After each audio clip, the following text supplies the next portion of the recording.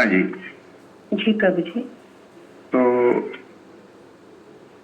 जो ध्यान करने के बाद में अगर कुछ ज्ञान नहीं मिलता है ना, तो समझना कि वो ध्यान नहीं है। तो चाहे वो आंख बंद करके किया गया हो या आंख खुली करके किया गया हो या बाजार में किया गया हो, तो जिस क्रिया के बाद में आपको ज्ञान प्राप्त होता है ना, वही असली ध्यान है जी। और दूसरी बात, आपको पता कैसे चलेगा कि आप सही ध्यान कर रहे हैं या सही रास्ते पर है? तो इसका एक ही प्रमाण है कि आपके भीतर के स्वभाव कुछ कम हुए हैं क्या नहीं। आपके भीतर का जो वैर भाव है, गुस्सा है, ईर्ष्या है, वासना है, कामना है, ये कुछ क्षीण हुए हैं क्या? तो उसे चेक करना है। अगर वो कुछ कम हुए हैं तो समझना कि आप सही रास्ते पर है। तो आप देखते होंगे कि लोग जो है ध्यान करते हैं, पूजा पाठ करते हैं, मंदिर जाते हैं, जप करते हैं, माला करते हैं, है ना, उपवास करते हैं, मंत्रोच्चार, ये सब कुछ जी। लेकिन ये करते हुए भी स्वभाव तो वैसे के वैसे रहे। हाँ जी। मलिनता है तो गई नहीं, गुस्सा तो गया नहीं, ईर्ष्या भाव तो गया नहीं, मान तो गया नहीं, तो फिर क्या फायदा? तो फिर आप या तो गंगा जल में नहाओ या फिर गटर के पानी से नहाओ, ये दोनों एक ही है।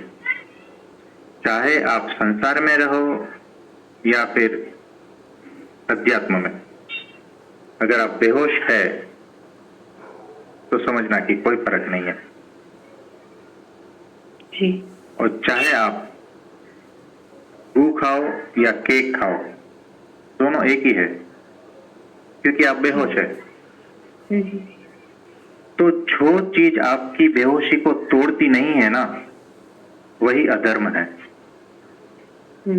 आप चाहे कोई भी धर्म में हो या कोई भी संप्रदाय में हो या किसी को भी गुरु मानते हो या किसी को भी भगवान मानते हो, लेकिन जब तक आपकी बेहोशी टूटती नहीं है उस वजह से, तब तक समझना कि आप गू खा रहे हो। जी।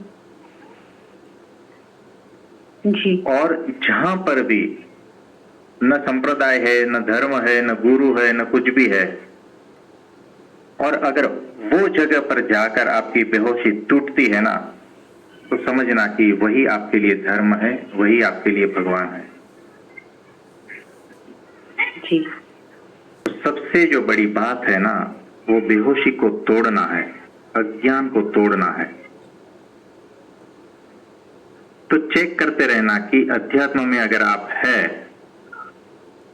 तो आपकी बेहोशी टूटती है, आप और जागरूक हुए हैं क्या, और शांति भीतर आई है क्या,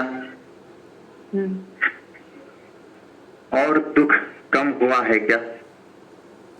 हाँ जी। तो ये सब जो है ना पैरामीटर है, इसे चेक करते रहना है कि आप सही रास्ते पर है या नहीं। जी प्रभु जी। है ना, तो ये कुछ चीजें थी। जी। ठीक है, थैंक यू प्रभु जी। हाँ।